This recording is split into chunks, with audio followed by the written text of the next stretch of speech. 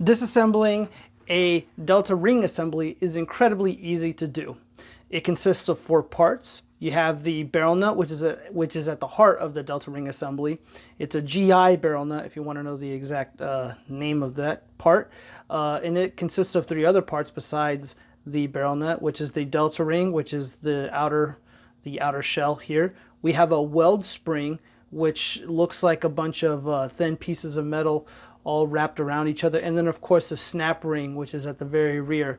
Now that is the key to disassembling the delta ring assembly, and the only tool that you're going to need is a snap ring plier. I love channel lock. I use the channel lock snap ring plier. I absolutely recommend this for a number of reasons, and it is made in the USA. So to disassemble it, make sure that it's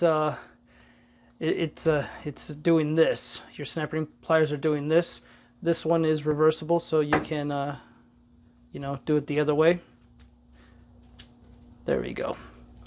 And these tips are going to go into these little holes at the snap ring, right there on the snap ring plier, the very edge of it. We're going to go ahead and press down, then we're going to push out. And the entire delta ring assembly is going to be disassembled with with very little effort. And then of course, as I stated, this is what the GI barrel nut looks like. This is the weld spring right here, just a bunch of metal in a circular pattern here, and it's got this weird wave. And then of course here's the snap ring. And then this is the outer shell of the delta ring assembly. This is the actual delta ring itself. Thank you guys for watching. I hope this video was helpful. Peace.